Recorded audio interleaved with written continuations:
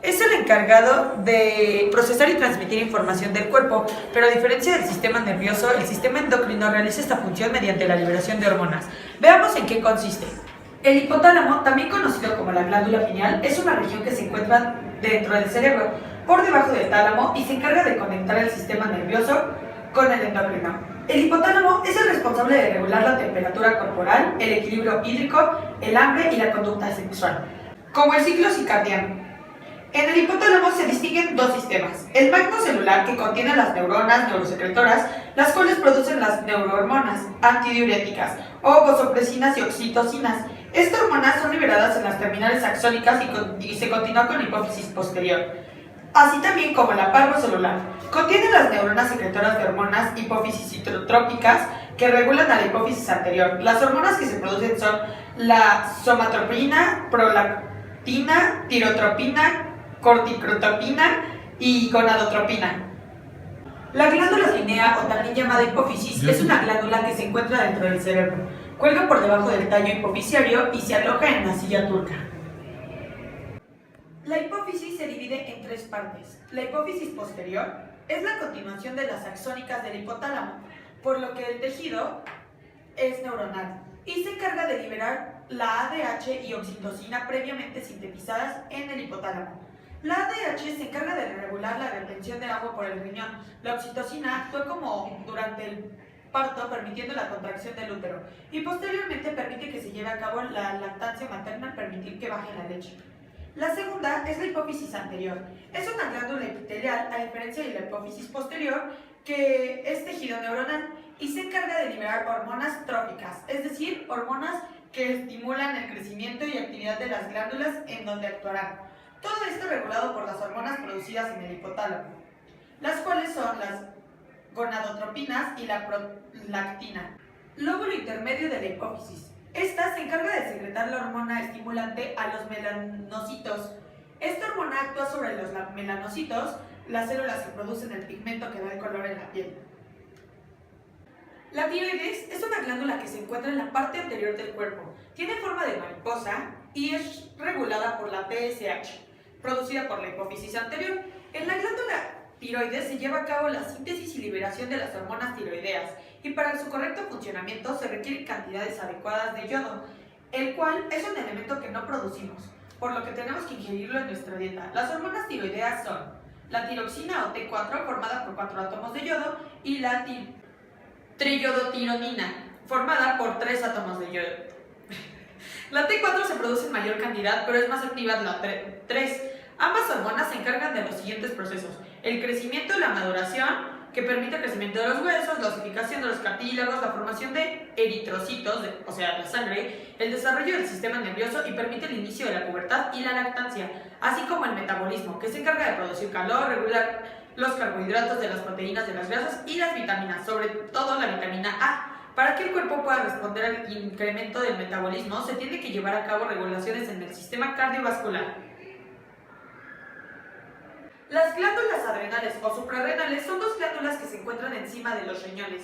Constan de dos partes, la corteza y la médula, y su actividad está regulada por la CRH y la ACTH. De forma triangular y semilunar situada en los riñones, como repetimos, en la corteza se sintetizan los corticosteroides, los cuales regulan el metabolismo de la glucosa y la inflamación, actuando en situaciones de estrés, y el equilibrio de los electrolitos estimulan al desarrollo sexual masculino, los andrógenos. El páncreas es un órgano que se encuentra en la cavidad abdominal y está constituido por dos porciones. Una, la exócrina, el 99% de su masa, que se encarga de sintetizar jugos digestivos que permiten la degradación de los alimentos, y la porción endocrina, el 1%, que se encarga de liberar la insulina, células beta, y glucagón, células alfa, manteniendo niveles adecuados de glucosa en la sangre.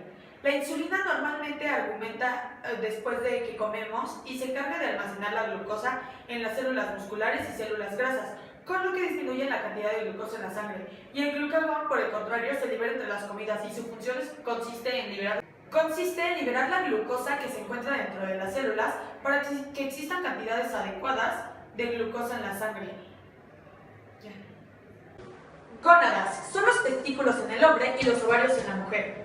Los testículos producen testosterona y los ovarios progesterona y los estrógenos, ambos encargados de la diferenciación sexual y la reproducción.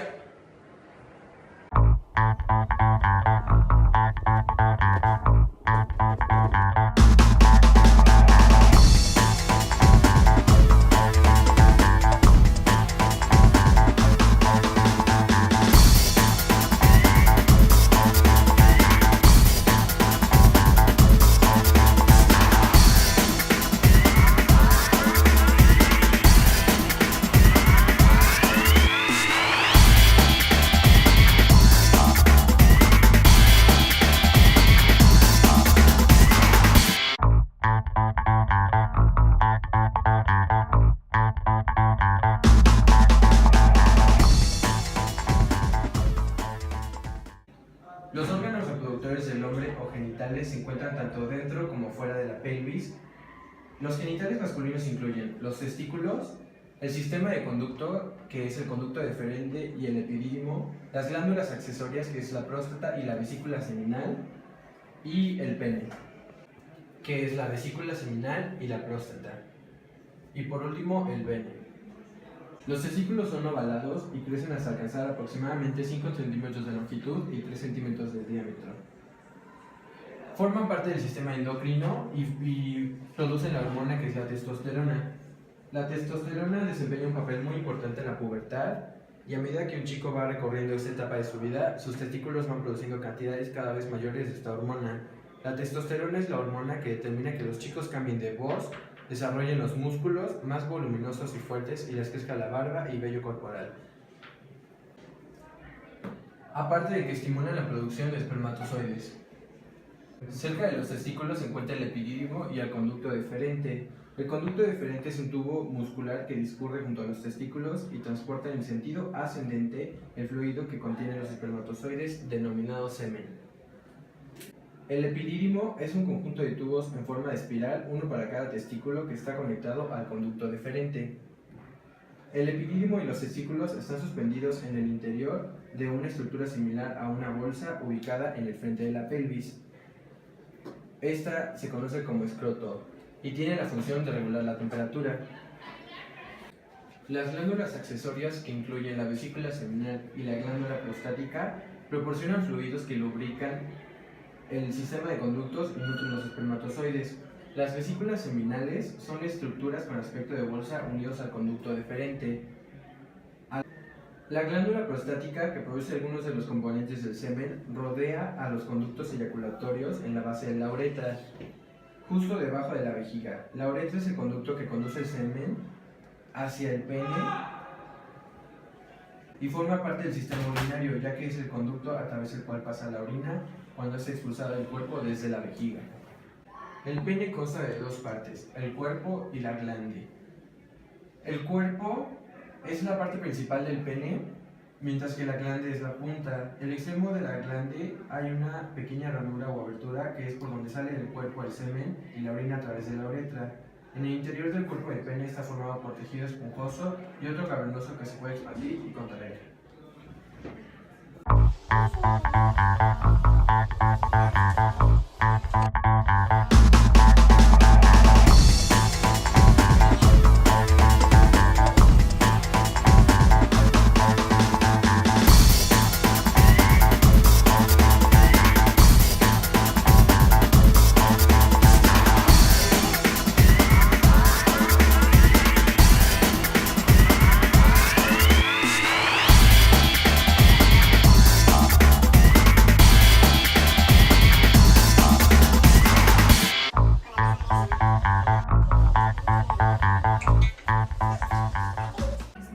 Sistema reproductor femenino. El sistema reproductor femenino está compuesto de dos conjuntos de órganos. El primero es la matriz, que son los órganos internos. Estos los conforman principalmente el útero, la vagina, los ovarios y las trompas de falopio. Los ovarios son las gonadas femeninas y son los encargados de producir los óvulos y las hormonas sexuales. Los ovarios se encuentran dentro de la pelvis. Tienen aproximadamente el tamaño de una almendra y se encuentran a los lados del útero. Dentro del ovario se identifica una corteza externa y la médula. En la corteza se encuentran los folículos, una especie de bolsa donde se encuentran los... No mames, esta madre no me deja ver.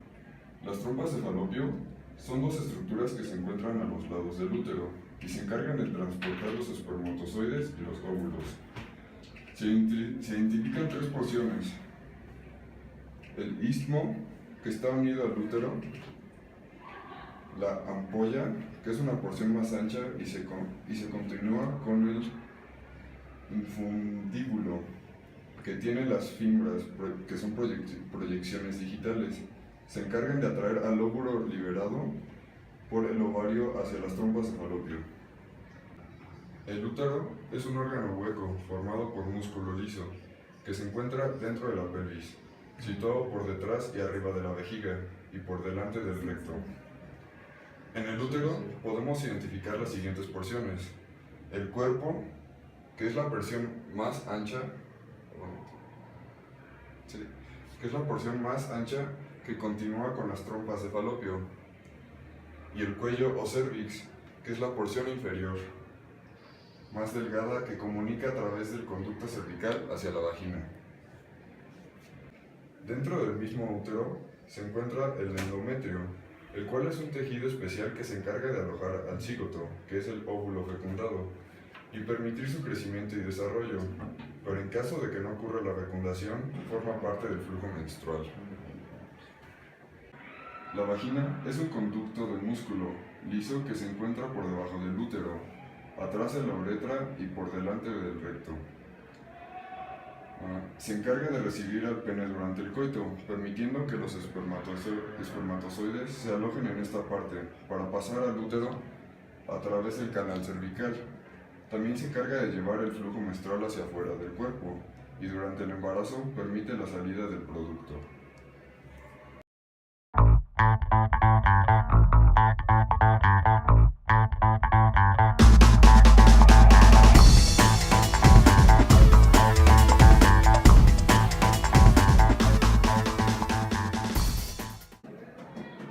Bueno, aquí tenemos la vulva o genitales externos, los cuales están conformados por el clítoris, los labios mayores, la pubis y los labios menores.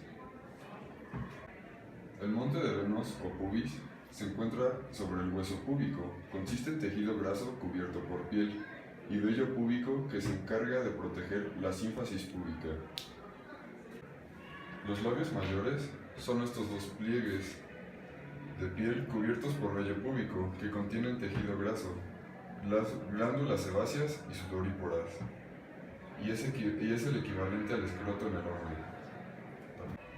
Los labios menores son dos pliegues de mucosa que se encuentran dentro de los labios mayores y enmarcan la entrada a la vagina.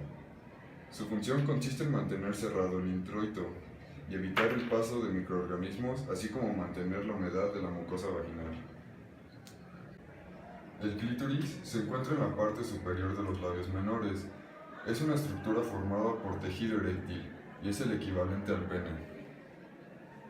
Por último, tenemos el perine, que es la zona que va desde el monte de Venus hasta el ano. Entre el clítoris y el introito vaginal se encuentra el orificio externo de la uretra.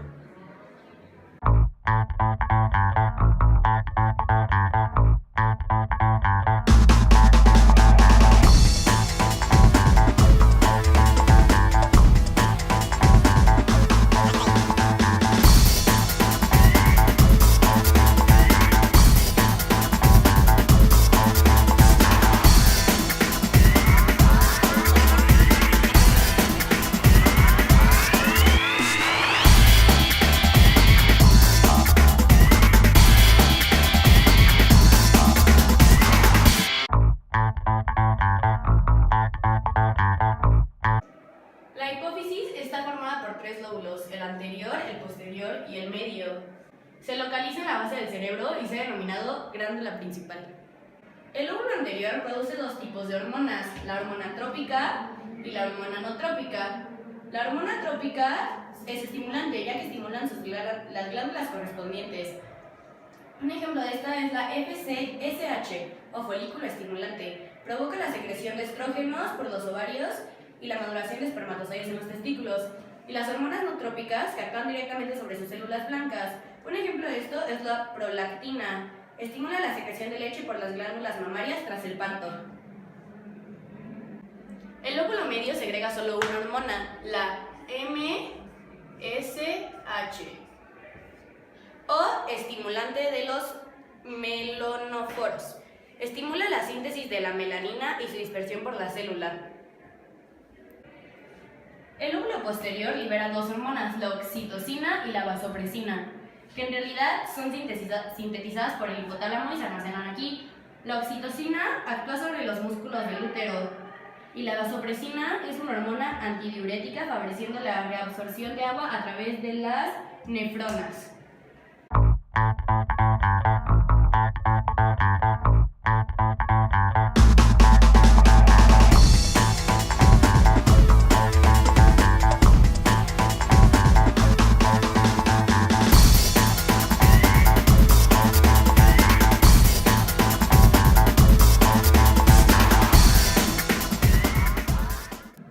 El hipotálamo, porción del cerebro donde deriva la hipófisis, secreta una hormona antidiurética llamada vasopresina, que controla la excreción del agua.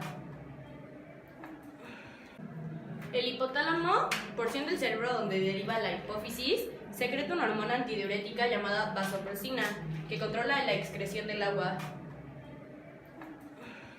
La vasopresina, que circula y se almacenea en el lóbulo posterior de la hipófisis, controla la cantidad de agua excretada por los riñones e incrementa la presión sanguínea.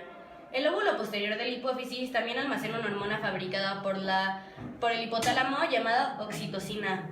Esta hormona estimula las contracciones musculares, en especial del útero, la excreción de leche por las glándulas mamarias.